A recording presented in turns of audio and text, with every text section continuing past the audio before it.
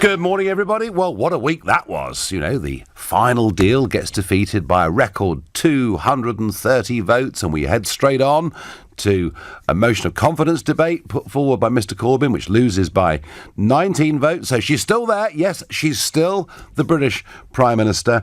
And tomorrow she'll come back to the House of Commons and tell us what the next steps are. Now, stories, rumours overnight that she's going to try and break the backstop problem by proposing a bilateral treaty between the Republic of Ireland and the United Kingdom, something many of us thought at the beginning was the right way to deal with this. However, I can't see the European Union wanting to give up its authority on that. And then as we go through the rest of this week, and tomorrow might be rather dramatic, not just in the sense of what Mrs May says to the House of Commons, and the Cabinet extraordinarily are meeting this afternoon to discuss that, but a whole series of amendments that are being put down.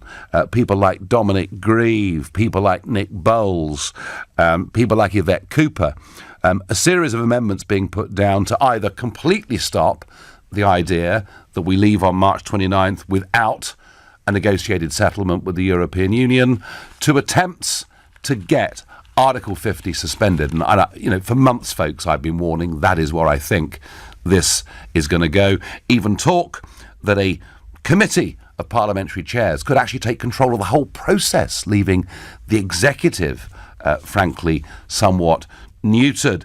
And this leads this morning to a series of headlines. I mean, the Sunday Times go with May in meltdown. The Telegraph, big warning here from Liam Fox. MP plussers risk political tsunami, warns Liam Fox, and he's talking about perhaps the political structures that we know today breaking apart and maybe new political parties coming along. And we'll discuss that at 11 o'clock this morning, because there's some speculation in the Sun newspaper about the formation of a Brexit party and whether I will or will not be involved in that. So we'll talk about that from 11 o'clock. Is British politics, and it was, in a sense, was Brexit the first earthquake? Are there more massive earthquakes to come in British politics?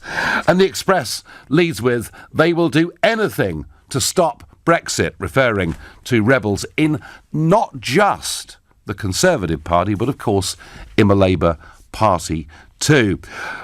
I have to say, yesterday, I went out yesterday morning and I went to the dry cleaners and did a bit of shopping and went to the wine merchants and one or two other things like that. It's not dry January for me. It's very interesting just being out for a couple of hours and meeting real people, normal people, not those who live inside the London, or in my case, Strasbourg bubble, and a general feeling that there is a crisis. Certainly, there's a massive crisis in Westminster. And I wonder, is there a sense of crisis now in the whole country? Well, we're going to debate that. What I do think is that the level of disconnect between the governors and the governed has never been wider in my lifetime. I can think back to 1974. I can think back to that post-3-day week period. I can think back to inflation at 27%, unemployment rocketing to a record 3 million, two general elections that took place in the space of about 8 months, a Labour Party in the end coming in with a majority of 3. I mean, the country really was in very, very deep crisis then. Is this country in crisis now? And if you think, yep, we're in pretty dire straits, we've become an international laughingstock, it's going to be bad for investment, and it's seriously bad news, call 0345 6060 973. Or maybe you think, what did you expect? You know, a big political change that we, the people, have tried to foist upon a parliament that is 75% Remain. Actually, Nigel, this is all pretty normal. It's what I expected. Then text to 84850. Or maybe the crisis just exists within politics and Westminster. Maybe what I was seeing on Saturday morning was almost a sense of unity. That regardless whether we'd voted Leave or Remain, we're getting on with our lives, and we're just appalled by how badly led we are, and frankly, how dishonest increasingly we think our political class are. If you think actually the crisis is Westminster and not out in the wider country, then please tweet using the hashtag Farage and LBC at LBC, and of course Facebookers who watch us live, you can comment there too. Sky data poll that came out on January the 16th, a couple of days back, said the majority of the public thinks the country is in crisis. 61% think we are in crisis, 34% think we are not in crisis, 5% either don't know or have just completely given up. They've shut the door. They don't want to know what's going on out there. Are we in crisis, or is it just confined to Westminster? Christian is a new caller from Switzerland. Good morning, Christian. Good morning, Nigel. So, as you look from the very stable Switzerland to this... well, it is stable, isn't it? Yeah. But it depends by the region. We had some issues on the border regions, but things are going fine. We have a deal with the European Union as well, and that's a kind of problem. That's why I look with interest to the British politics, Yeah, I mean, one of the things, Christian, that was said here was that maybe our new relationship with the European Union should be a little bit like Switzerland's. Well, yes or not, because honestly here we have some issues with, to say, immigration, at least for the border regions, because of the free movement, Yes. There's we got a partial control of the borders, but it's not the way it's supposed to be to protect the internal market of work. At least I think that if we exclude big cities, we can have some issues with immigrations as well. It's not a question of bad integration. It's rather about, let's say, money. Sad but true, Christian, is there not perhaps a slight parallel between British politics today and you talking about immigration and border regions? Because didn't the Swiss people have a referendum on ending free movement that their parliament have chosen to ignore? Yeah, that's the problem. Yes. And, well, I want to be honest with you. The perception of the relationship between the non-EU countries like Switzerland and potential exit country like the UK is that it's always being described as apocalyptic, and that's a real media issue. Because if you want me to be honest, the description of the situation in the UK now, from the European point of view, sounds like apocalyptic. While you told me that life, everything is carry on as usual. So I think that that's just an opinion from outside, that the British politics didn't really insist on the fact that the European Union really needs the British economy, the British market. Well, of course, Christian. Of course. But I think, and they never say. I mean, I would like to hear that every day that the UK is the biggest import from Germany, and Germany lives with the export, because the European Union is being conceived for living on export. They basically destroy the internal markets. That's the Christian, the I wish you'd been advising our Prime Minister on this, because she actually had some incredibly strong negotiating cards and she's never ever played them. Christian, thank you for your Swiss perspective on this. Your messages piling in. I don't think there's any crisis. Theresa May needs to deliver what we voted for, and that's leave. I'm not interested in any special relationship with the EU, and I'm more than happy leaving with no deal. Well, this is the point, isn't it? It was at that speech in Florence when the Prime Minister changed the narrative and said we are seeking a deep and special relationship. I didn't vote for that. I voted to leave, and ever since that day, I sense this has been going wrong. On Twitter, we are not in crisis. It's simple. We leave in March with no deal. The crisis is only in the minds of those who will not accept the result. Let's not needlessly complicate it. Folks, I agree with both of you. And of course, 498 MPs voted for us to leave, either with a withdrawal agreement or without one. The trouble is, as you're going to see, folks, tomorrow, there are lots of leading political figures from both the Conservative and Labour parties who will do their utmost to stop what they voted for and what we voted for from happening. James is calling from Manchester. Good morning, James. Good morning, Nigel. Pleasure to speak to you. Nigel, I totally agree with you. I think there is a massive disconnect between the establishment and the people. I'm a Brexiteer, obviously. You only needed to watch Question Time last Thursday from Derby. Unbelievable. To see the absolute annihilation of the people that were like the Diane Abbotts that wanted us to stay and who actually said on Question Time that Labour would take anything from the EU, and the absolute roar when Isabel Oakenshaw, who I absolutely adore, said we should just leave on no deal, and the whole audience went up. I've never seen anything like it. Do you know, James, I saw that, and because I know Isabel Oakeshott very well. And, you never quite know what you're going to get on Question Time. To be fair to them, they work very hard to balance their audiences and make them reflective of the towns or cities that they're going to. But, I mean, literally, when she said what she said, I've never seen, and I've appeared 32 times on Question Time. I know that programme better than most. And I have to say, James, I've never seen a reaction like it. She simply said, we voted to leave, let's leave. It was remarkable, wasn't it? Yeah, and can I just quickly say as well, Nigel, I've just come back from Poland. I was in Krakow. Now, I was there on 6th of January, which is, my birthday, and I was at the Three Kings March.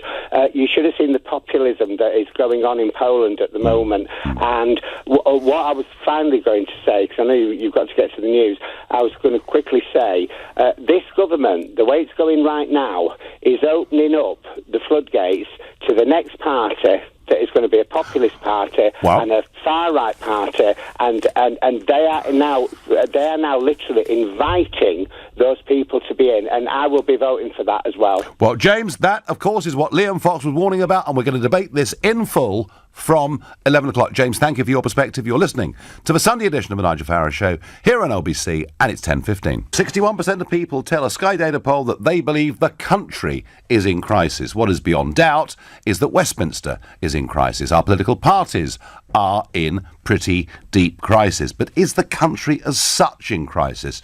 Richard from Ashford says the country isn't in crisis as such. This is not war. It's just a battle between people and the political class, because I wish they'd stop using terms like crashing out on people's vote. All they're doing is trying to deny the will of the people. Well, there's certainly a lot of that going on. And Alan shows me why I think there is a crisis in the sense of trust. The relationship between the governors and the governed. And Alan says on Twitter, I've spoken to lots of people where I live here in Kent, and the majority of them have told me that if Brexit is not fully delivered, they will never vote again. Now, you may have seen, folks, some opinion polls in the last 48 hours suggesting that Remain now has a bigger lead than it's had since polling day. Now, whether that's true or not and how it's been weighted is a separate issue. But one thing that is true, and I listened to Professor John Curtis on this yesterday, is he says nobody who voted Leave has changed their minds. But there are some people who voted Leave who are so upset, so distressed at the level to which they've been ignored, that at the minute, when they're asked, how would you vote in a second referendum, they just say, to hell with it, we wouldn't bother, what's the point, it's never going to get delivered. And that is an absolutely massive, fundamental breakdown of trust that suggests to me that not only is our whole relationship with democracy in crisis, but that actually extraordinary things could happen from here on. Gareth is a new caller from Newport in South Wales. Hi, Gareth. Hi there, how are you? I am well. Gareth, do you sense crisis in South Wales, or is it just Westminster that's got his knickers twisted? Definitely with South Wales as well, because I'm actually from the poorest borough, so Blaen y Gwent, yes, which we actually have Labour for us, and to be honest, they're getting worse and worse and worse. And I've seen what Alan Davies put on the ballot paper when they voted. He didn't care either way, but that's not delivering. We at Blaen y Gwent actually voted to leave. It was a big. That was it for us. We decided to leave, and for him to write on that paper saying either way, it's just a waste of space. And I just think the two biggest political parties together, there's no trust between them. They don't want to talk to each other. They're at loggerheads. So we're just up the creek, really, without a paddle, I reckon. Now, South Wales, Gareth, was one of those areas that surprised the establishment with just how big a Leave vote it was. Yeah. And Wales as a whole, of course. I mean, what do you sense, Gareth? Do you sense people are upset to the point of never wanting to vote again, or do you sense they're angry and want this delivered? Which is the sort of dominant thought that you get? It's definite anger, because I voted to leave as well. Because, obviously, we managed before the EU. The UK managed perfectly well. Wales was thriving, and now we've just got handouts from the EU. Nothing's coming in for us anymore. And I believe we need to be able to stand on our own 2 feet and do what we need to do. And I don't think anybody would vote again, because look at this one. Nothing's happening. Nothing's happening at all. Do you see any light, Gareth, at the end of the tunnel? Well, I do. Yeah, I do see a light, but not with Theresa May or Corbyn, to be honest. Okay. You know what I mean? Yeah. Well, I tell you what. The failure of leadership is quite astonishing. Gareth, you're a star. Thank you. Tom in Ottershaw says the problem with Parliament isn't trust; it's delusion. May thinks she has a credible plan. Grieve is convinced he's a Democrat, and Corbyn imagines he's got an alternative. I quite like that. Let's cheer me up a bit. Gosh, we need it sometimes at the moment. Andrew is calling from Warwick. Andrew, good morning. Are we in crisis, Andrew, or is it just our politics? Hello again, Nigel. No, I think this is a wonderful thing. People don't think of childbirth as a crisis, do they? I mean, it's a massive change, and there's usually lots of sort of shouting and drama. Uh-huh. But I mean, this has been an absolutely wonderful thing. It's shone a very, very bright spotlight exactly where the current establishment doesn't want it shone.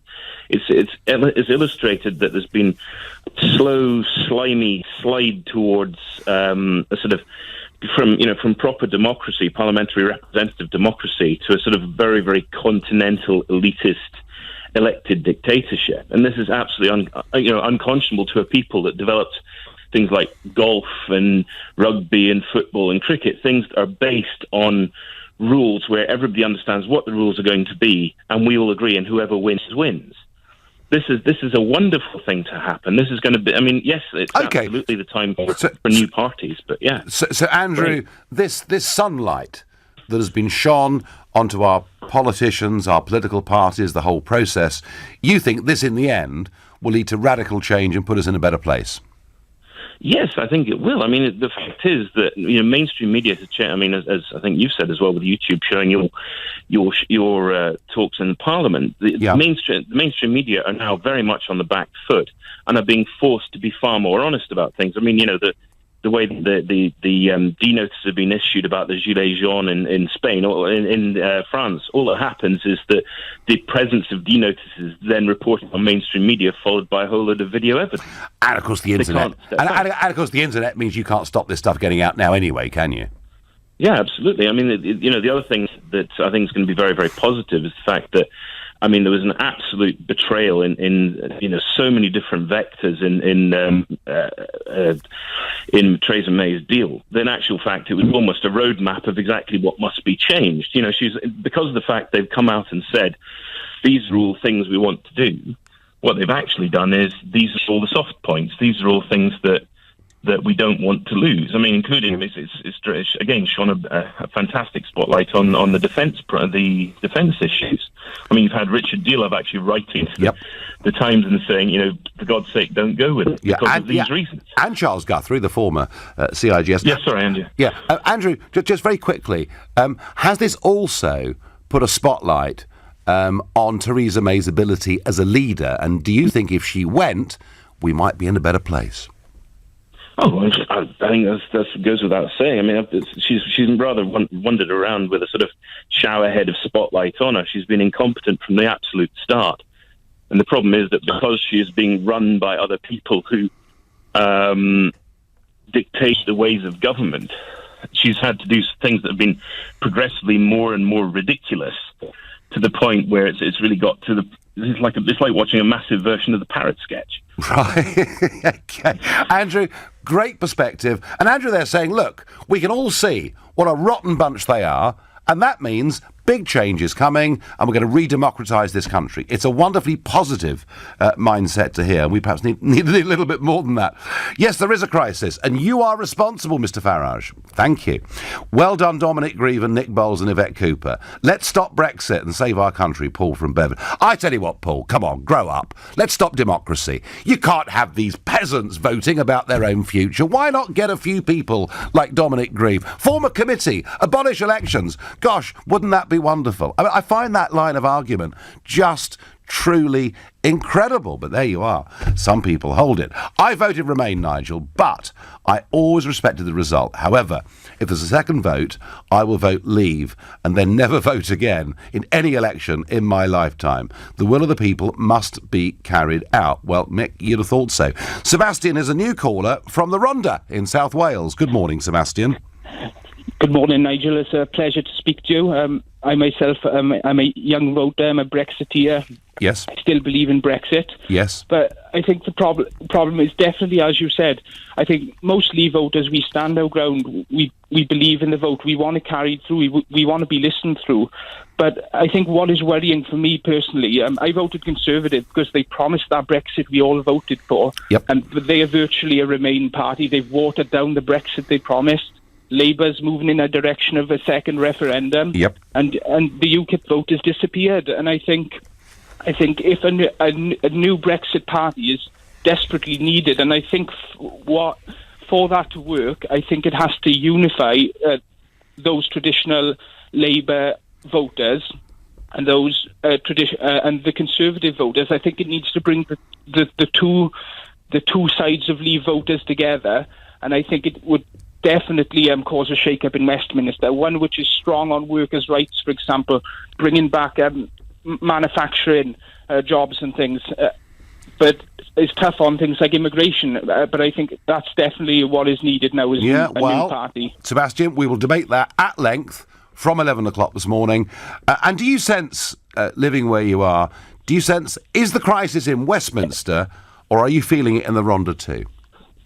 It's definitely in Westminster. The politicians just determined to do anything they can to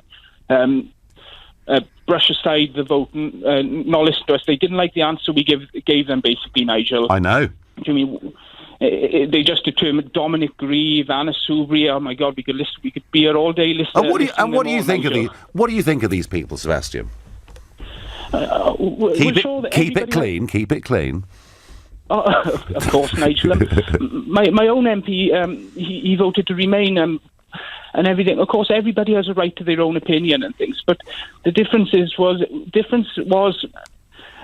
with the Brexit vote, they decided to give the vote to us, whereas in normal elections, we transfer sovereignty to them. We put our trust in them, and we re-elect or boot them out every 5 years, for example. But they decided to give the decision to us, and they should implement a decision which we gave them, and that's to leave.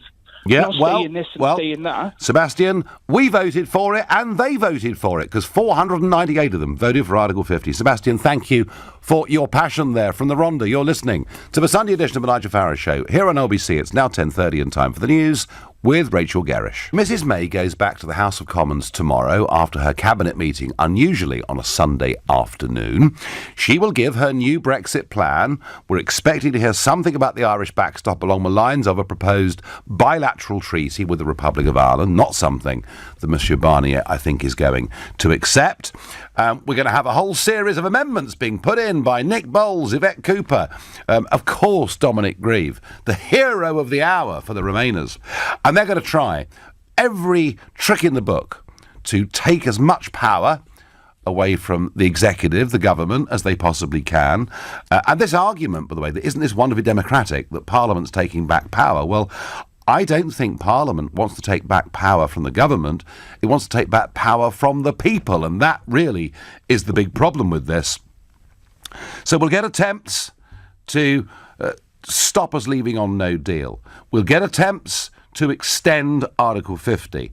We'll no doubt get attempts to try and sign us up to a Norway deal, but it'll be Norway without the fish. It'll be much worse than Norway's deal. And, of course, that won't actually please Leavers or Remainers and would, in fact, in many, many ways be pretty much as bad as the deal that Mrs May had kicked out last week. So do any of you think that the political crisis in Westminster is going to ease this week, given that on the 29th of January, the following Tuesday, there's going to be a debate and yet another final vote? The answer is no. The crisis in Westminster is very real.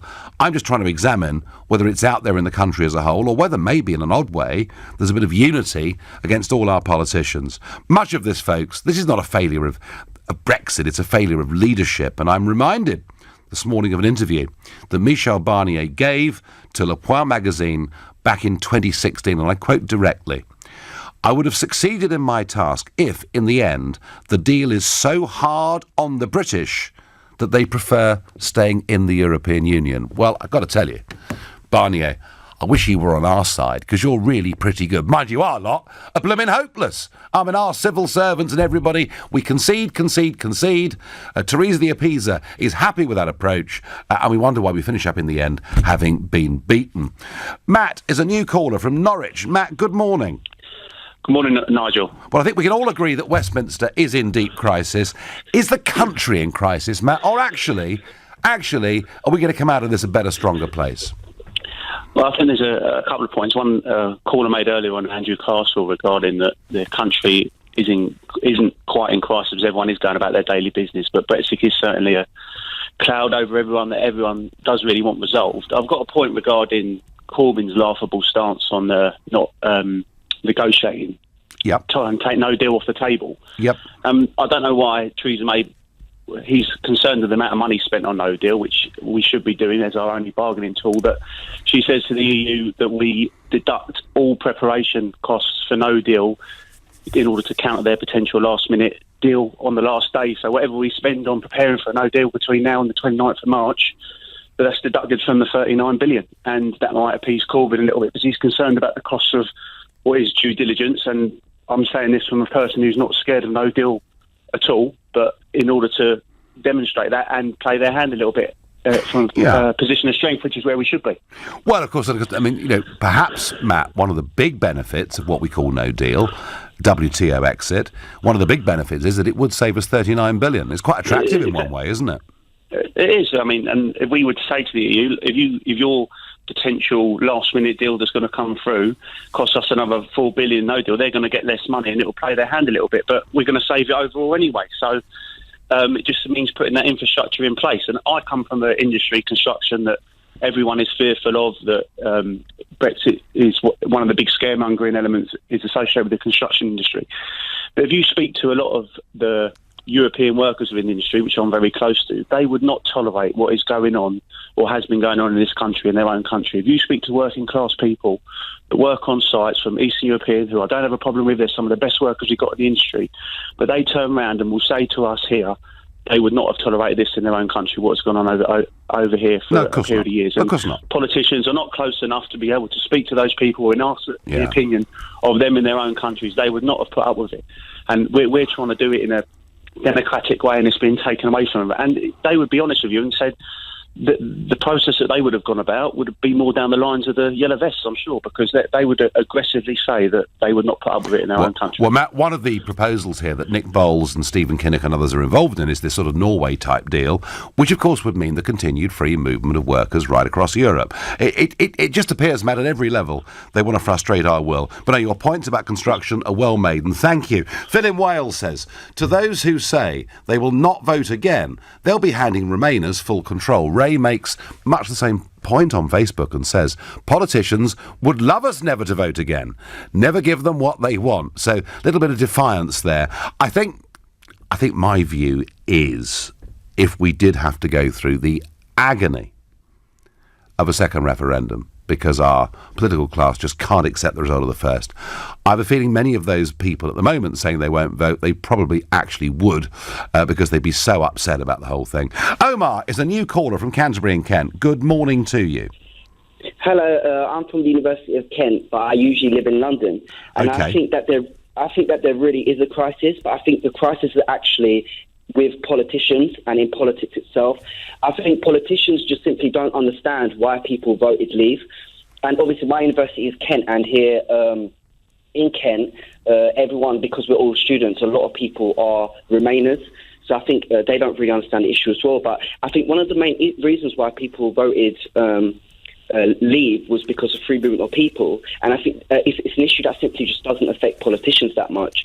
And most politicians, even if they do think it, they're kind of scared to mention it because they're seen as a racist or xenophobic. And I think, like, free movement of people does put strains on the NHS, although obviously it's due to underfunding as well, but the NHS waiting times is very high. Public transport is crammed. State schools are jam-packed. Yeah, Omar, absolutely. Labouring jobs, as Matt was just saying, is really affected, but this doesn't affect politicians, so they're just out of touch. That's what it really comes down to. Well, if you work in construction, Omar, and you've got a skill, bricklaying, whatever it may be, in many cases, your wages have been driven down significantly over the course of the last 10 years. Omar, when you say the things that you just said to me, to your colleagues at the University of Kent down there, what reaction do you get from your age group down there? They just simply just don't agree, and they don't seem to understand. And they try to make it more like trying to say you just don't understand what EU is, and it's just a close-knit, nice family kind of thing. That's the type of idea that they try to bring across. Yeah, I think that's right. I think a lot of young people have been sort of brought up to believe that somehow the EU is progressive, it's nice, we're all great mates, we're all great friends, we've got Erasmus student exchanges, and what they don't see, Omar, is this authoritarian, undemocratic, anti-democratic centre. And I think a lot more work needs to be done to explain to young people that actually it's Brexit that's liberating. It's Brexit that makes us go global. And of course, famously, Omar, the students at your university turned out to vote in the general election in huge numbers, and Canterbury finished up with a Labour MP. Mm-hmm. Quite extraordinary. Yeah. We will actually, Omar, do keep listening, because at 11 o'clock, we're going to have a professor from your university called Matthew Goodwin, who's going to be on the programme helping us understand party politics and its future. Thank you very much indeed for your call. And Omar there, clearly very much in a minority in his current settings. Steve is a new caller from Worksop. Good morning, Steve. Morning, Nigel. It's an absolute pleasure to speak to you. Well, I'm going to talk to you. So are we in crisis, Steve? My colours to the mast, and let you know I'm a staunch Brexiteer. Right. But I do genuinely want to put an end to the crisis in any way that we could, which is... So my idea is this, that we extend Article 50. I know you're not going to like that. Oh, dear. I need the smelling salts. I mean, if you're on my side, I'm in real trouble, Steve, but go on. No, you haven't heard all of it. Okay. So we have a second referendum. Take a deep breath. But you let the parliamentarians, in the meantime, come up with their version of Brexit, which is probably, as you've been saying, along the Norway lines. And then on the second referendum, you have a ballot for their version of how they see it best and WTO rules. Mm-hmm. That allows people like Jacob and the ERG to be able to get behind a parliamentary process that would incorporate the best Parliament can come up with, whilst at the same time knowing that while whatever the period is allowed, WTO will be prepared for, and then you put that back to the people.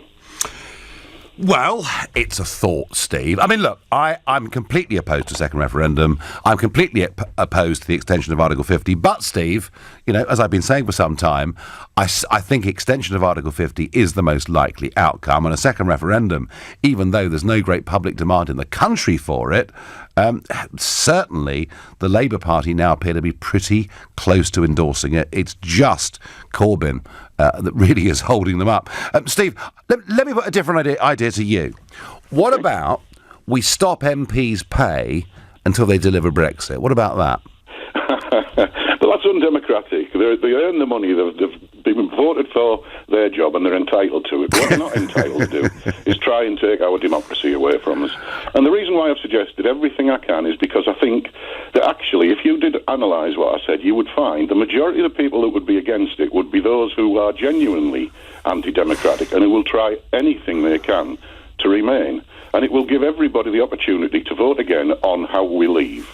Well, Steve, one thing's for certain. One thing's absolutely for certain, that if we do get a second referendum, the question will be absolutely key, and you've put some forethought into it, and I thank you for it. Kelly on Facebook says a general election or referendum would serve no purpose.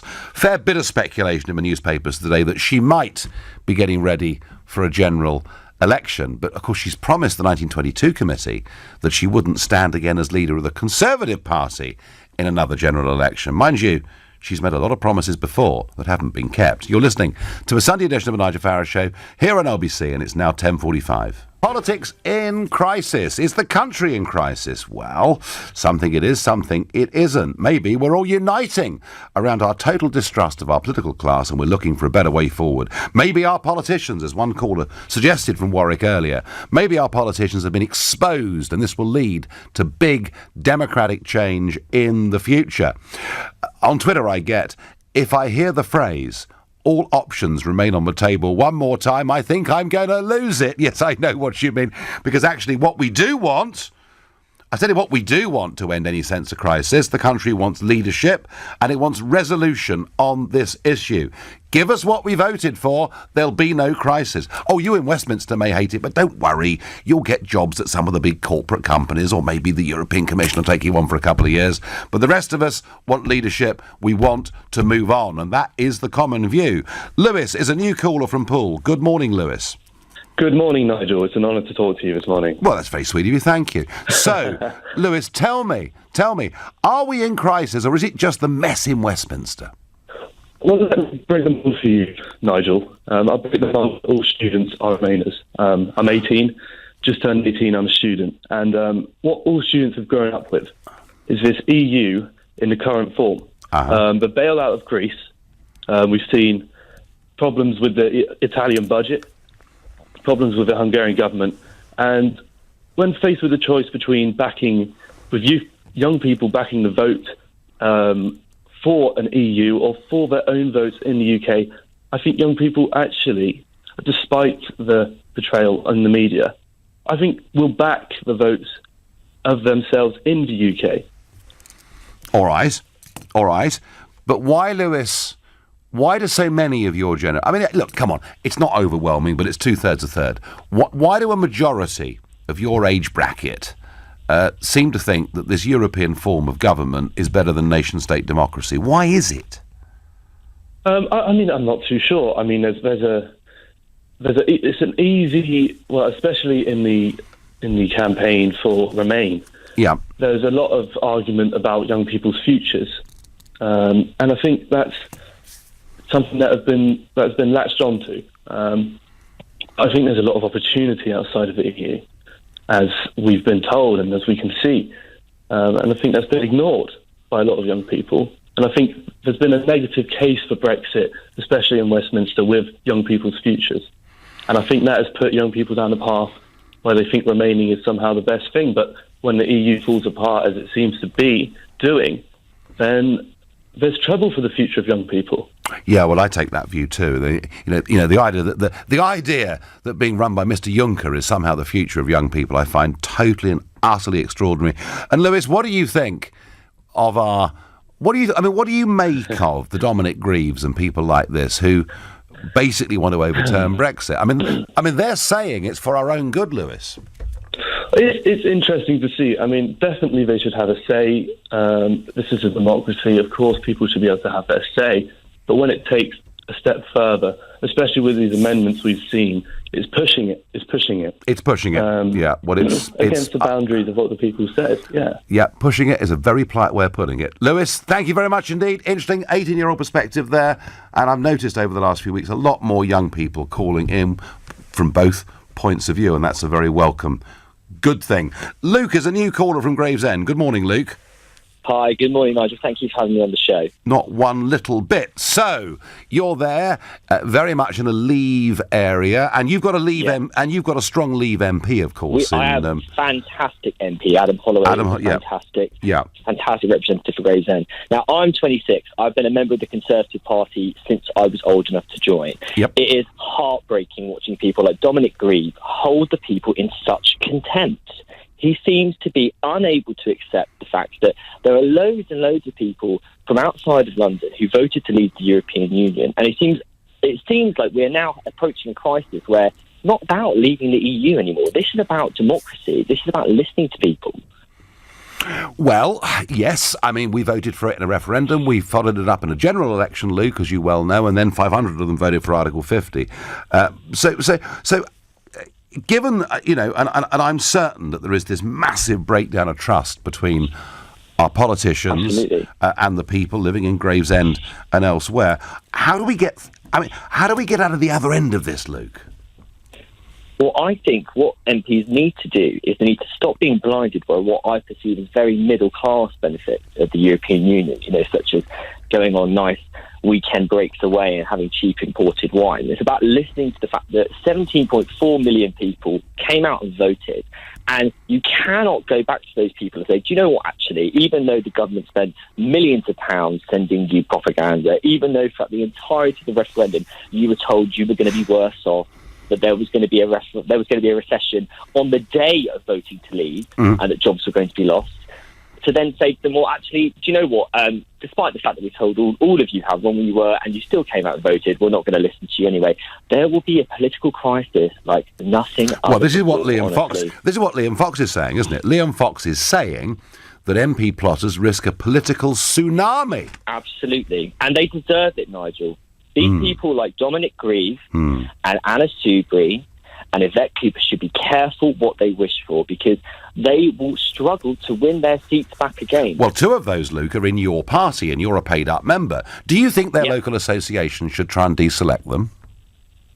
I mean, do you know what? I can't believe I'm saying this, but maybe yes. I've always believed that we should be a broad church in the Conservative Party. I've always seen myself to be to the left of our party, and I've always looked up to people like Anna Soubry, Nicky Morgan, Nick Bowles, and so on. But they clearly do not want to listen to the views of people, many of whom are working class, living on the outskirts of London, living in what people disparagingly call the Brexit belt. They seem to be just EU obsessed. I don't understand why. Well, there's a very interesting piece yesterday, Luke, in The Times, written by Matthew Parris, a former Conservative MP and still a Conservative supporter, and he's basically saying that Jacob Rees-Mogg and the ERG should be kicked out of the Conservative Party. So how on earth do you solve this? Oh, gosh, I mean, that is the million-dollar question. I think what it is that we need to do is realise that we've got a Marxist, anti-Semitic government at the door, potentially run by Jeremy Corbyn, who is waiting his chance to get a general election. We need to unite behind that and remember that hard-working people, they can't afford a Labour government, they can't afford a Corbyn government. They also wanted to leave the European Union, and I think if the Conservative Party seriously wants to govern in the future, then it really needs to listen to those people. Or I think Luke, too true. Thank you.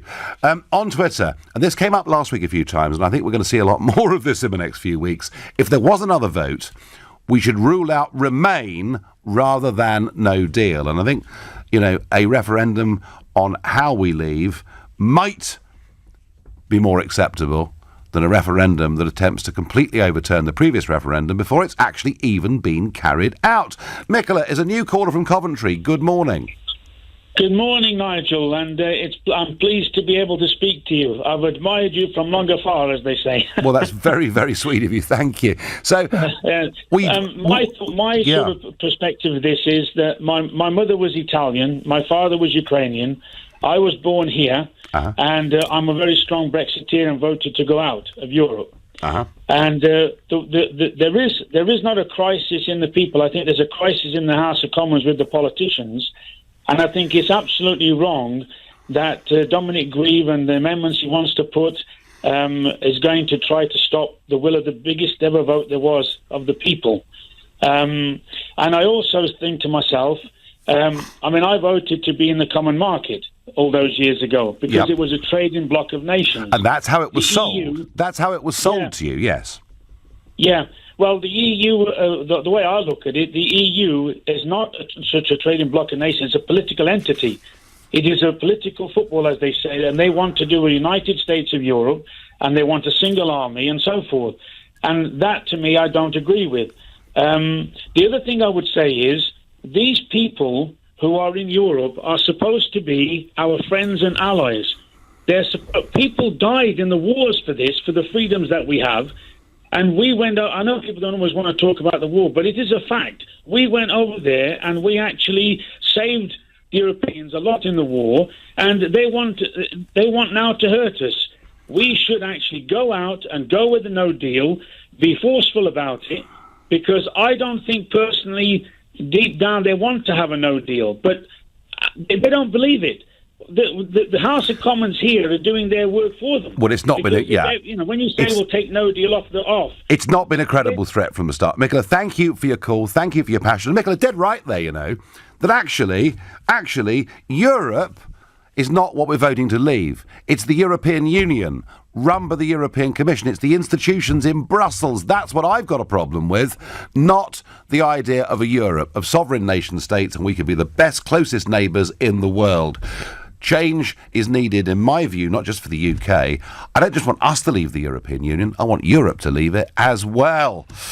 Well, interesting, and a few callers in the first hour have sort of talked about this, but with major splits in the Conservative Party and with reports today that the Labour Party have lost 150,000 members amid a growing backlash over Corbyn's stance on Brexit, I'm keen to find out from you whether the two major parties can survive as they are post-Brexit. And if you think, yep, first past the post system means they will survive the test of time, then call 0345 6060 973.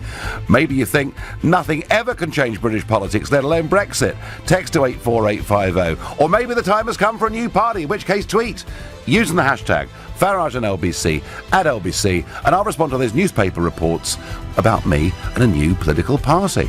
Well, there is a real crisis inside the Conservative Party, and I would suggest inside the Labour Party too. The Tories virtually at war with each other, and, today we have Liam Fox warning on the front page of the Sunday Telegraph, MP plotters risk political tsunami. And we heard plenty of callers this morning, Conservative supporting and Conservative members, and you're almost getting to the point where Matthew Parris wants the ERG expelled from the Tory party.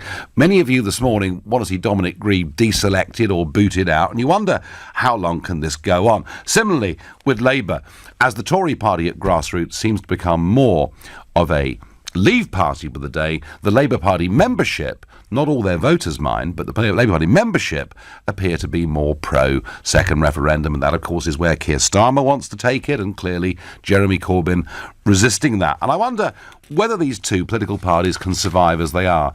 Brexit was an earthquake. I said I was going to try and cause an earthquake in British politics, and the aftershocks of that we see every single day.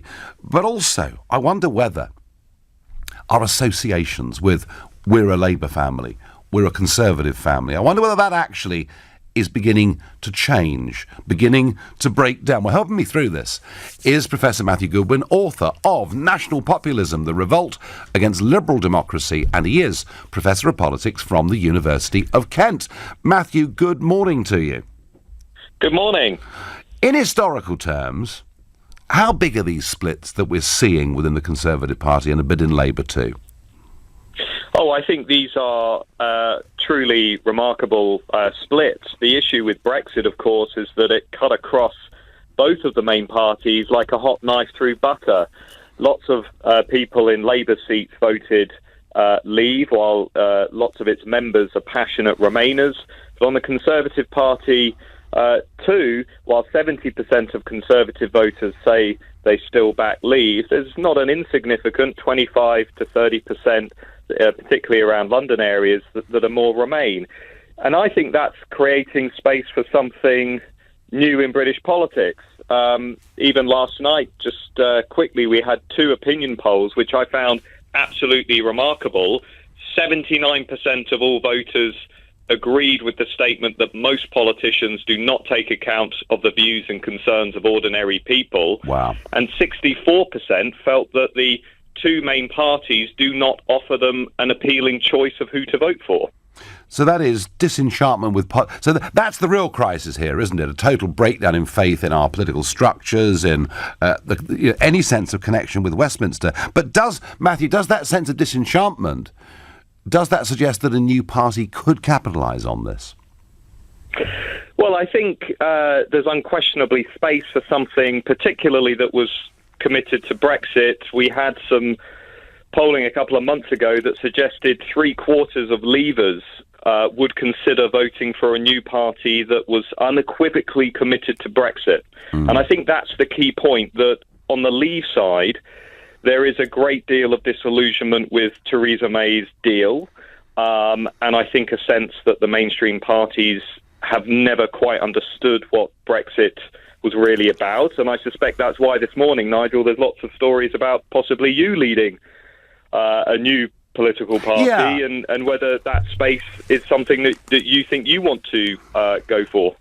Well, my position on it, Matthew, is I felt UKIP did its job incredibly successfully. We took it from nothing to winning a European election and doing some extraordinary things and changing British politics.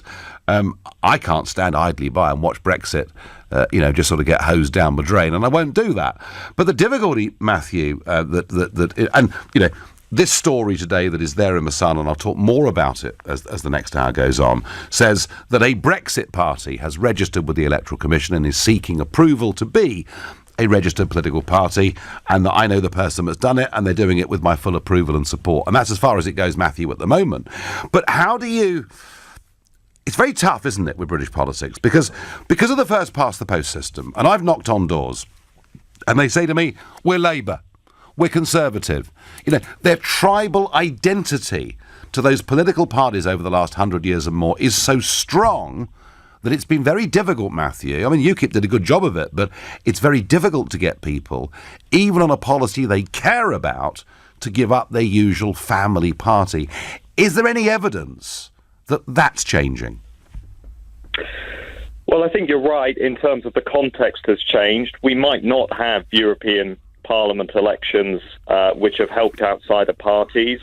Those challengers might instead be forced to rely on things like local elections and perhaps really focusing on a few constituencies to really try and get over the hurdle. But I do think, I do sense that there's something changing in British politics, and I think there are three real dimensions to that. I think the first is people are fed up with Westminster and how Brexit's been managed, particularly those that voted Leave. I think, secondly, there's a real worry among, again, Leavers that they're just going to be betrayed, they're not going to be listened to. And I see that in all of the focus groups that I sit in. And I think, thirdly, over the longer term, there's going to remain very sharp public anxiety over the issue of immigration. And if you look at how that policy has been changing over the last few months, with the fact that non-EU immigration is going to increase and EU immigration will probably stall or may not stall, we'll have to wait and see. I think those three areas are areas where a new party would find a receptive audience. Indeed, the only thing I would add to that, actually, is that when YouGov looked 6 months ago at where there was space for a new party in British politics, they concluded that space was not for an anti-Brexit centrist party, but was for a more conservative-orientated party that was tough on crime, that was pro-Brexit, that was talking about these issues which many voters feel none of the mainstream parties are talking about. So I actually think fundamentally something has changed. So in that sense, then, a Brexit party, but one that also took on these issues such as, you talk about being tough on crime and how immigration is this huge issue. So it wouldn't just be a one-issue party that was needed then. It would need to be broader than that, you think, to succeed? Well, I think parties that focus on only one issue are always vulnerable for when that issue really is seen to be dealt with, or when that issue comes and goes on the landscape.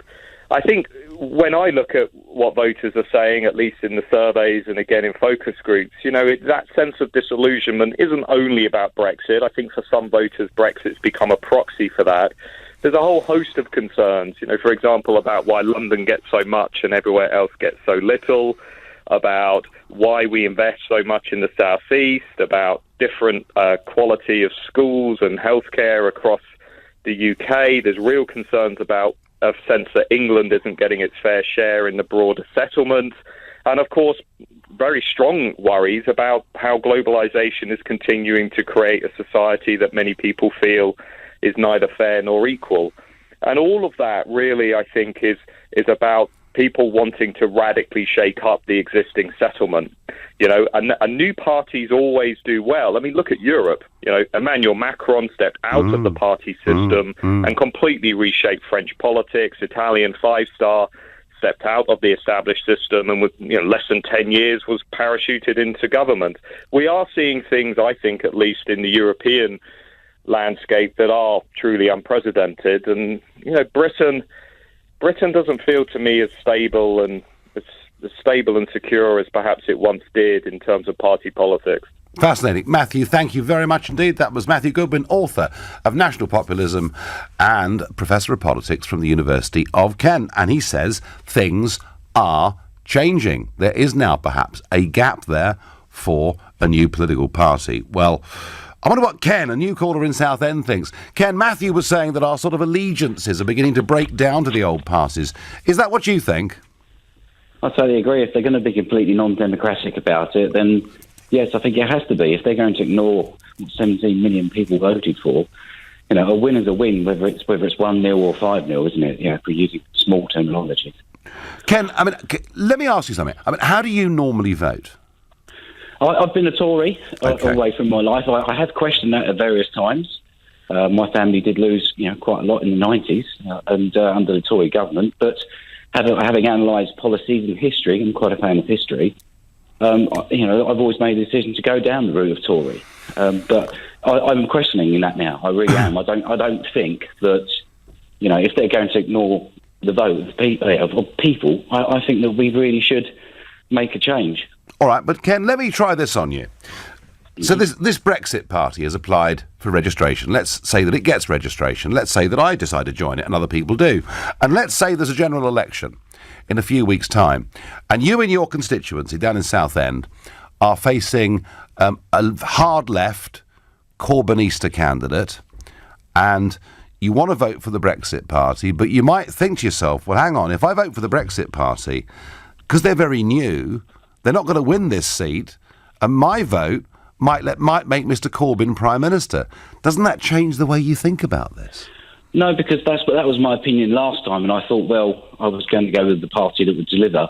Obviously, it's not just one thing. It's more than that. It needs to, as the point you've raised earlier, it needs to be about crime. Yep. It needs to be about the safety of everyone within the UK, and a central party with all values at stake. Be it middle class, whatever, ignoring the class system. So is it time? It is. Ken, is what you're saying, the time has now come to vote for what you believe in, regardless whether people tell you they might or might not win the constituency. Exactly, because my vote hasn't counted so far. So if that occurred, and if you say you led it, then I believe that would be the case. Interesting. Ken, thank you. And Ken from Southend saying it's time for principle. It's time to vote for something that might actually deliver. Because that is the problem, folks, isn't it? We're increasingly feeling whoever we vote for, whatever they promise us, whatever they tell us, they simply don't deliver. Nigel, we need a Brexit party. The Conservative and Labour parties think that if they just stop us, well, look, Philip, I hear all of this, but I do get back to that problem. We live in a first-past-the-post electoral system. I wonder how many of you, it works the other way around too. You might naturally be a Labour supporter, worried, in the Midlands, worried that if you vote for a new party, you'll let the Tories win that seat. The key to this is how strong are our tribal allegiances to the Labour and Tory parties, or are our feelings about being leavers or indeed Remainers now stronger than that? And that is the absolute key, folks, to this debate. 0345 6060 973. Let me know what you think. You're listening to a Sunday edition of the Nigel Farage Show here on LBC, and it's now 11:15. Is the Brexit earthquake going to extend to our existing two big political parties, or will the first-past-the-post system keep them in check? Can a new party succeed in British politics? Well, you listened to Professor Goodwin on from the University of Kent earlier saying that whilst we're not used to this kind of thing in this country, there's more potential for it now than perhaps there's ever been. And he pointed out what Macron had done, and indeed how the whole of Italian politics has been completely transformed. Difference being, of course, Italian politics does operate on proportional representation, although, interestingly, in France, their Assemblée Nationale is first past the post, and Macron took it by storm. Fascinating. Phil is a new caller from Cambridge. Good morning, Phil. Good morning. How are you doing? I'm doing all right. And I'm always fascinated, Phil, with this question, though. Is it possible to break the stranglehold these two parties have on British politics? And maybe now's a moment when we can, actually genuinely think that a change could be in the air. Well, I'm not saying that we probably need a new party. What we need to do is get the parties we've got in order. I mean, currently, personally, I'm a Conservative, and I think our party's a mess at the moment, and we have people fighting for something that don't actually want to join the fight or never wanted to be in the fight. I think it's probably better that the party itself replaces the current leader with somebody that's more apt to the job, and we go back to the EU and we tell them that we are going to leave on the designated date, and what are you going to do to entice us to stay in your club? In that instance, if they whatever they say, we need to tell them that they need to imagine their future without us and our influence, and more importantly, our money in their club. All right, fine, Phil, I get it. And actually, in terms of what we do with the European Union, I think you're absolutely bang on the money. But if Theresa May does that, would Nicky Morgan, would Anna Soubry and the others just leave the party? I mean, would that split the Conservative Party? I mean, the point I'm making, Phil, is how on earth do Jacob Rees-Mogg and Anna Soubry stay together in the same political party? Well, I have no idea, to be honest, because I'm a moggist, if that's what you want to call me. A moggist. Anna Soubry doesn't hold a lot of credibility with me. By the way, Phil, did you hear him on Friday? No, I didn't. Okay, so out he's of the country. Well, for those that don't know, Jacob is now going to be doing Friday evening. So I do Monday, Tuesday, Wednesday, Thursday, 6 till 7, and Jacob's now going to be doing Fridays over the course of the next few months. So as a moggist, you can tune into LBC at 6 o'clock on a Friday, and you can call him as well. But Phil, you have identified with the Brexit side of this argument. But when you've got leading Conservative supporters like Matthew Parris suggesting Jacob gets kicked out of the party, Phil, does it occur to you that the Tory party that you support could split? Yes, and it's horrific, the concept of it. As a team, let's imagine that they're two football teams. At the end of the day, you play a team game to win the game, and at the end of the day, if some people have to sit on the bench, they have to sit on the bench. And unfortunately, with the Conservative Party, everybody wants to play, and everybody's making a mess of the game. They are in one hell of a state. Phil, thanks for your call. And Phil, trying to be loyal. See, Phil wants to find solutions that keep the Tory party together, and I understand that. I just wonder how many of you feel the time has come to break away from the Labour or the Conservative Party. James is a new caller. We're back to Canterbury. Canterbury's dominating today's show for some reason, James. How are you?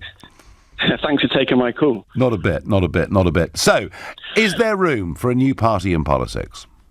Yeah, I think there's a massive room. Like, I'm at university, and I talk to some people, and there are quite a lot of Brexiteers in Canterbury. It's just that people don't really like to talk about it in public. The politics that dare not speak its name, I know. That's it.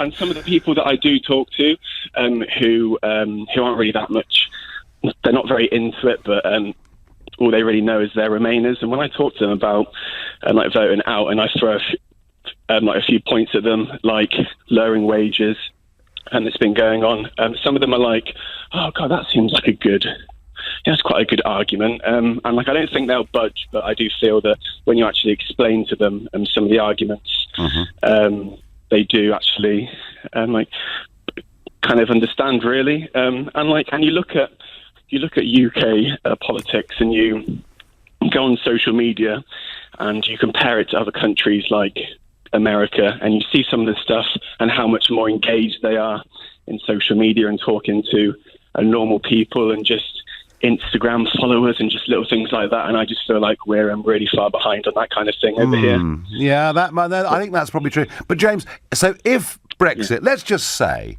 that Article 50 finishes up getting extended, it looks like we're not going to get anything like the Brexit we voted for, or indeed were promised.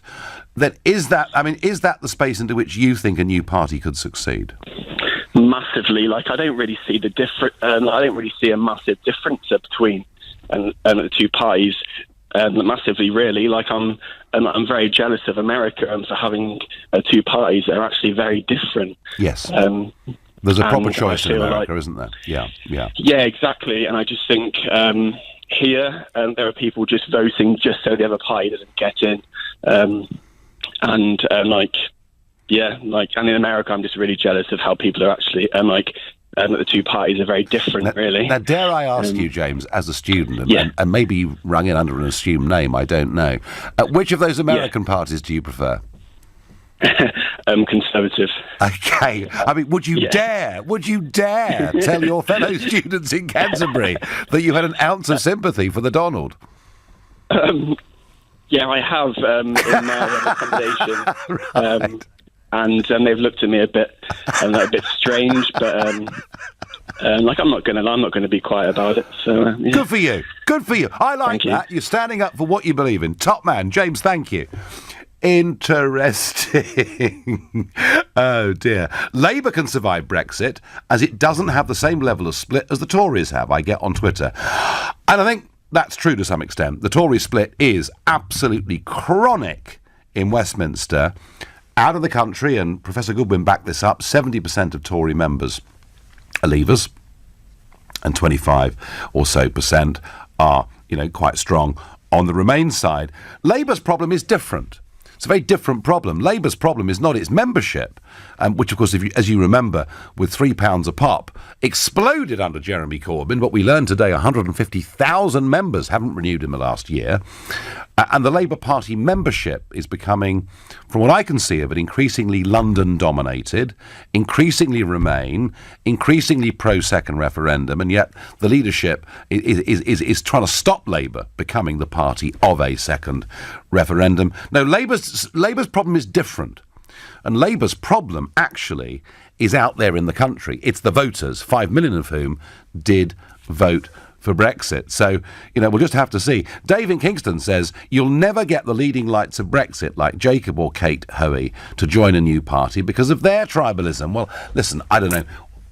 I've no idea how British politics is going to shake down. What I'm discussing right now is there the possibility for it? And I have to say, I do think that if the Brexit ball gets dropped, I think there is room for a new party. But I am conscious that overcoming the first-past-the-post political system is a devil of a job, as I probably know better than almost anybody alive. Diane is calling from Bexhill. Good morning, Diane. Hello, Nigel. Nice to hear you laughing. Well, you've got to in these. Really. It's called trench humour, Diane. I think you know. But oh dear, I think there is. I think both parties are doomed. To be honest, I think the first-past-the-post system is just so ridiculous now. I know we've learned what that leads to. I mean, May is leading a party who are trying to get her to do things she doesn't want to do because she's a Remainer. Corbyn is a Leaver. His people are trying to get him to do things he doesn't want to do. I know, it's funny, isn't it? And the thing is, all these Tory whips and doing all this, I think the two-party machine has got to go. It really has got to go because 402 constituencies voted out. And those MPs, a lot of them, they had the right to vote for one single vote, their vote, but they are voting against what their constituencies said. But, Diane, I agree with that completely. And I think what you said before, going back to what you said before, the level of trust and what we need and what many people are waiting for, believe me, is another party to come in the middle of these two opposites. Of just slinging, mudslinging and, no, you're doing this wrong. We need a middle road party who, can address the different woes that we've got in this country. But, we need to stand firm and we need to leave. And if they don't leave, I agree with all your other previous people, the anger is building. And do not ignore the silent majority. Ignore it at your peril because these politicians will be out. For we are the people of England who have not yet spoken. Diane, I think that's right. I think it all depends. It seems to me it depends on circumstance here.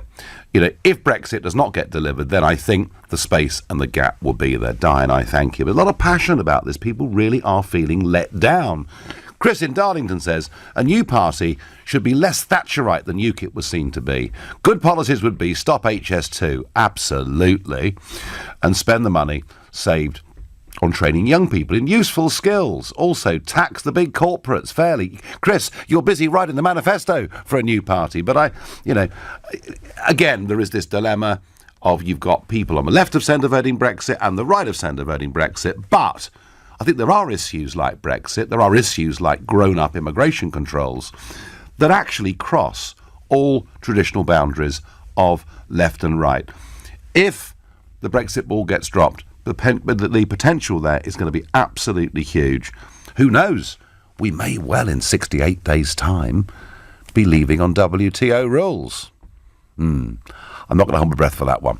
You're listening to the Sunday edition of the Nigel Farage Show here on LBC. It's now 11:30 and time for the news with Rachel Garish. Is there room for a new party in British politics? Whether it's yes or no, call me 0345 6060 973. And of course, the great thing here is the first past the post electoral system makes it very, very difficult. But circumstances are fascinating. Some breaking news. A dinghy containing suspected migrants has been towed into Dover by the Border Force this morning. Yes, well, of course, I don't think that suspected will last very long. And all of this as we learn over the weekend that 117 more people have drowned in the Mediterranean as another migrant boat has capsized. You can add to that 2,200 who died last year crossing the Mediterranean. Since this crisis started, we're looking at 7,000 or 8,000 people that have drowned in the Mediterranean. It is only a matter of time before we get something like that happening in the Straits of Dover. And I repeat the point I made a couple of weeks ago. We ought to be clear that absolutely nobody that comes to Kent via this route illegally will be allowed to stay in our country and claim refugee status here. They have come already from a safe country. And unless we put that message out, there will be drownings, I'm sorry to say, in the English Channel. As it is, every single person that comes in via this route finishes up in a centre somewhere. I don't think any single one has been sent back anywhere, and nor will they be. So at the moment, we are encouraging these criminal gangs to continue with their business. We've got this wrong. OK, now, I get this from Chris in Reigate. Your expert was right. That was Professor Goodwin who talked at the top of the hour. Most decent, ordinary people want a party which is tough on immigration, but which delivers good public services. None of the parties are delivering. Isn't just about delivering, Chris. I think it's about these promises. It's about these outright lies that get told at every election. I mean, OK, immigration's cropped up. Conservative 2010 manifesto, we'll reduce it to tens of thousands. No chance.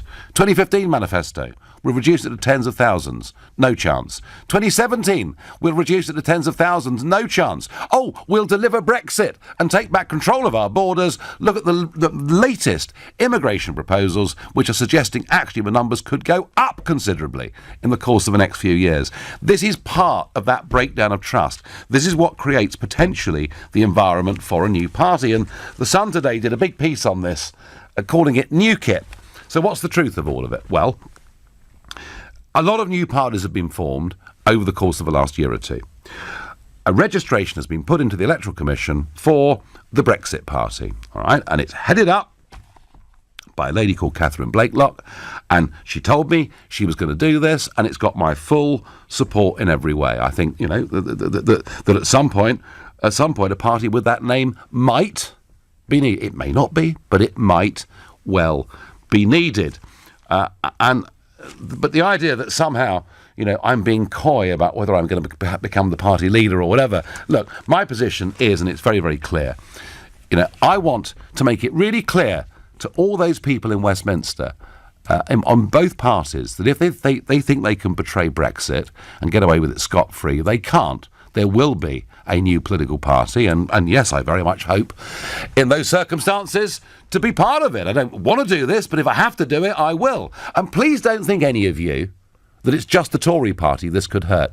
In 2015, David Cameron won a majority, which he hadn't expected to do, because the UKIP 4 million votes hurt Labour in terms of seats, more than it hurt the Conservatives. So come on, MPs, you can stop the need for this new Brexit party by just delivering Brexit. It's not difficult, really, is it? But is the space there? Ollie is a new caller from Durham. Ollie, hi. Hi, Nigel. Nice to speak to you. Good morning to you. So, is there room for a new Brexit-type party? Yeah, I actually believe there is. And I know that you're associating yourself with this new party that has just been put into the Electoral Commission. And so that probably means that the party will be on the sort of centre-right of the political spectrum. But what frustrates me is the lack of centrist voices, liberal voices who are advocating for leave and democracy and obeying the result of the referendum. So I think if you wanted a successful new political force, it should actually occupy the centre but be pro-leave. I don't know, Ollie, what sort of left and centre and right even mean anymore, really. I think the whole thing has changed so much. But you talk about those liberal voices for leave. I mean, it's quite difficult, really, isn't it? Because most people who today would self-identify as liberal are Remainers. Yeah, that's very true. I mean, if you look at the Liberal Party from which the Liberal Democrats sort of emerged, they actually still exist as like a minor force. Yes, they do. They were pro-leave. Yes, they do. They do. You're absolutely right. And there is still an SDP that still exists from years ago, and they're pro-leave as well. And it's always fascinated me that people that called themselves liberals would actually be supporters of a big, giant anti-democratic club. It didn't make any sense to me in terms of history whatsoever. No, I agree. So you think, Ollie, what you're saying is that for a new party to succeed, it must not be seen to be too far out on any end of the spectrum. Yeah, absolutely. When Caroline Lucas in that debate said that it was a project by the right for the right, and Brexit needs to not be seen like that. Yeah. And the space really is there in the centre ground because the Liberal Democrats have collapsed on themselves. So it's funny how politics changes, Ollie. There's a fella called Lord Stoddart of Swindon, and he's about 90 now. And he sits in the House of Lords, and he was Labour all his life, a former railwayman. He was Labour. He was a minister in Wilson's government, an old, Tony Benn style, fierce Eurosceptic, brilliant public orator. And he said in the 1975 referendum, the Times, in one of their editorials, described David Stoddart as a dangerous left-wing extremist, because he wanted us to leave what was then called the EEC.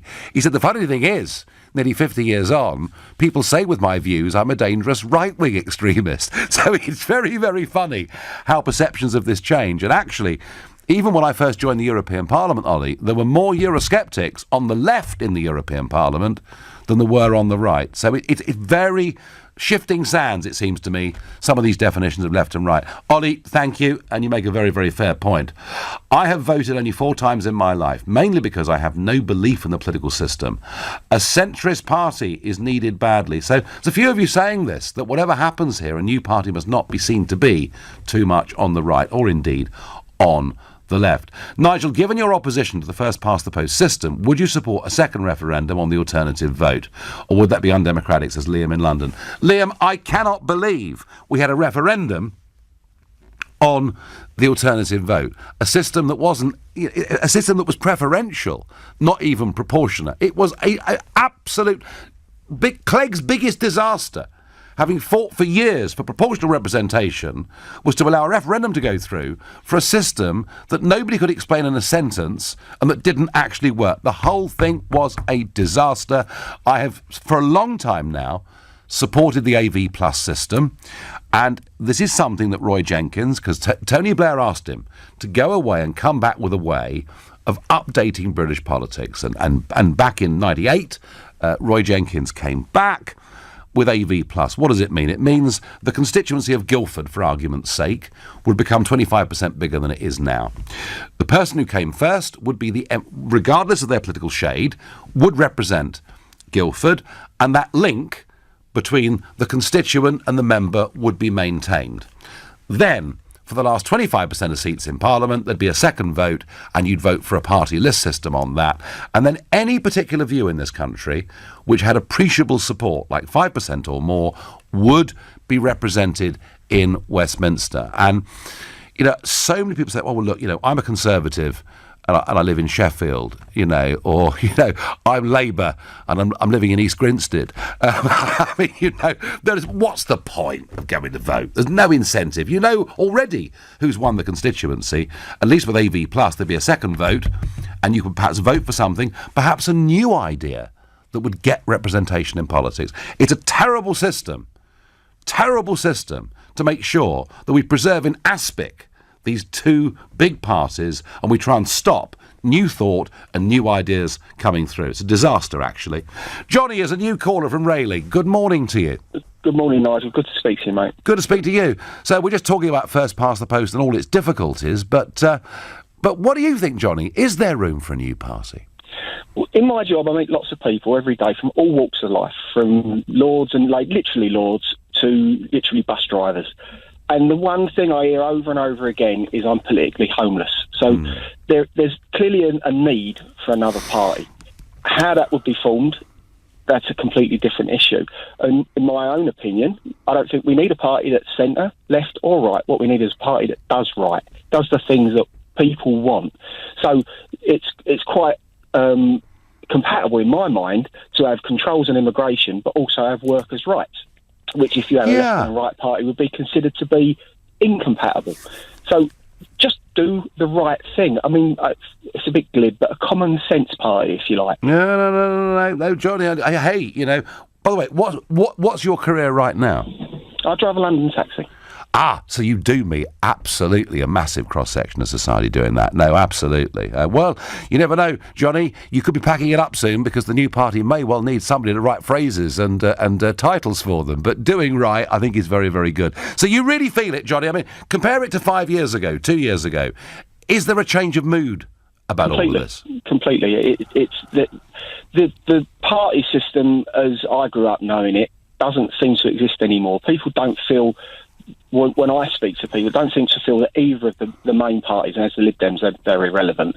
The main parties don't represent them entirely. There'll be things they say, well, yeah, I agree with that, but I couldn't possibly go along with something else. I mean, I'm sure Dominic Grieve has got a really good heart and he's a very nice man, but his position on Brexit, in the eyes of a lot of people, is completely unacceptable, and that probably applies to Anna Soubry as well. I'm sure she's a decent person and she's got, her heart's in the right place, but not necessarily her politics. Johnny, not left and right, just doing the right thing. Like that, not bad. You're listening to the Sunday edition of the Nigel Farage Show here on LBC, and it's now 11:45.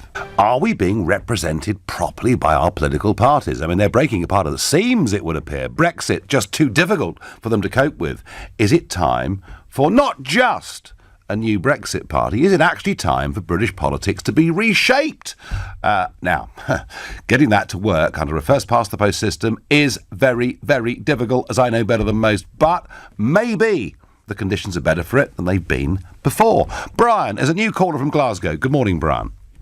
Good morning, Nigel. Nice to speak to you. Good to speak to you. So, is British politics, is there room? I mean, you've already seen big change, of course, in Scottish politics with the rapid growth of the SNP. But more broadly, because of Brexit, do you think we need to realign our parties? I think that the whole thing's broken. It's broken promises, broken electoral system, broken parliament, and now we've got a broken country. As a Scot, I feel totally disenfranchised. During the Scottish referendum, Project Fear was used, and Scotland was told the only way we could stay in the European Union was if we voted to stay within the UK. Then Scotland sent 56 SNP MPs down to Westminster who voted against the referendum bill, still went through, who voted against triggering Article 50, it still was triggered. 62%, every electoral area in Scotland voted to remain within the EU.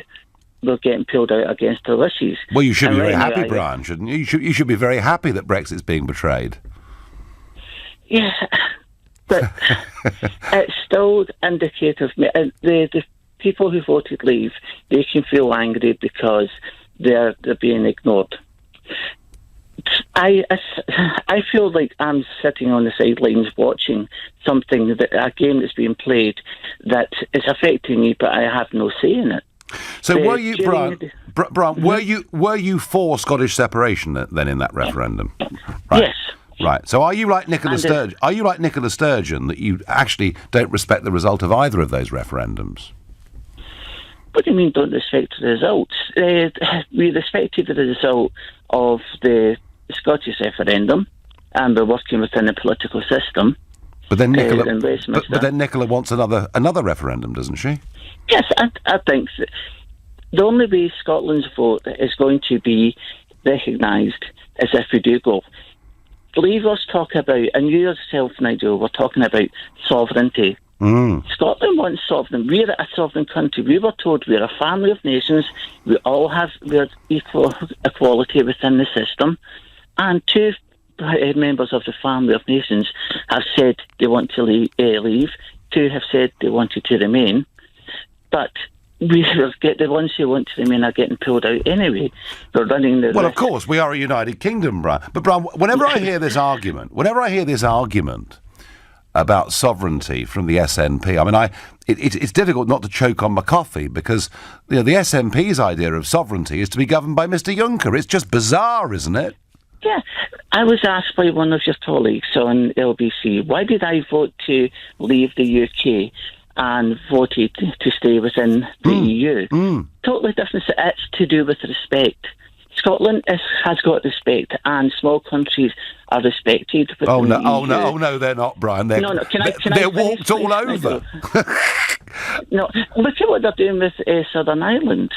They're protecting Southern Ireland and Southern Ireland's wishes. Well, I think joining the euro pretty much destroyed the Irish property market and left them with debts that their great-great-grandchildren won't pay off. But, hey, that's a separate argument. Brian, I do not understand, and I know it is separate, but I do not understand how you can argue for an independent Scotland that is part of the European Union. But, hey, Brian, I understand your point. You've been on the losing end of two referendums, and I do understand that, but I would ask you, in return, to spare a thought for those that have been on the winning side of one referendum and are now beginning to seriously worry whether they're going to get it. That was Brian. Different perspective. Barbara is a new caller from Caerphilly in South Wales again. Good morning, Barbara. Good morning, Nigel. Welcome to the show. So, thank you. Is there, and now you are obviously, South Wales has been pretty dominated over the years by the Labour Party, but there have been some changes over the last few years with more Conservatives getting elected in Wales. If Brexit's not delivered, could a new party do well in South Wales, Barbara? I think so. I mean, I've spoken to many people. This is myself. I voted Labour ever since I was old enough to vote. That last election I voted Conservative because Theresa May said Brexit means Brexit. Yep. My mother, who is 92, has always voted Labour, and now she says she is no way would she ever vote Labour again, and I feel exactly the same. So I feel, well, both of us do, many in my family feel, where do we go from here? Who do we vote for? Yeah, you see, it's very interesting, isn't it? As the Labour Party becomes more and more dominated by the metropolitan elites of London, the traditional Labour voters like your mother are just left outside of this party. It is fascinating. Barbara, no, it's a very interesting case, and you make it well that there is a lot of people out there who are feeling effectively politically homeless. Thank you. Fully agree with Ollie, I am young, 27, I'm a Brexiteer who would vote only for a new party if it was centrist. That message coming through from quite a lot of you. You want a party to appear that it's not big time on the right, and I'm getting that message. Nigel, I've been made politically homeless. I did not vote in the general election of 17 because I'm not a Tory and I would never vote for Corbyn. I want a party with positive politicians, people with ambition. Well, ambition. Do you mean believing in Britain and things like that? Wouldn't that be absolutely lovely? Left, right and centre are far too simplistic. Your previous caller had it spot on. Well, I think that's absolutely right. That's absolutely right. I think Johnny, our London taxi driver, as he said, he wants just common sense, and that's what he sees the need for. And he speaks to a lot more members of the public than any of us do, really. Frederick is a new caller from Redbridge. Good morning to you. Good morning, Nigel. Pleasure to speak to you. Good to speak to you. Well, I mean, these parties, Frederick, are split, aren't they? The Tories are horrendously split, and we've just had, a family from South Wales on there who've been voting for the Labour Party almost since they were founded, and they've no idea where to go. Well, I've always been a staunch Tory supporter, but the way that things are going in the Tory party at the moment, I feel like I'll never want to vote for them again. And there's so much conflict at the moment in both parties. I see it's almost inevitable that there will be some sort of split. But I thought one of the possible solutions to this would be if party election manifestos were made a legal commitment, and then if they stood on that manifesto, they would then not be able to renege and go around it in the way that Dominic Grieve and Anna Sowerberry are carrying on at the moment. It's just outrageous. If manifestos were legally binding, you wouldn't find a single candidate, I suggest, to be honest with you. Now, I mean, Frederick, they can't be legally binding because, let's be fair, circumstances do change, and that's a reasonable thing to say. However, for these MPs who themselves voted for Article 50 to now pretend that no deal was never part of the option does make me very, very angry. Frederick, the real question is, your Conservative is feeling homeless. The real question is just how many of you are there? Are there enough Fredericks from Redbridge to get a party that wins many, many millions of votes and seats?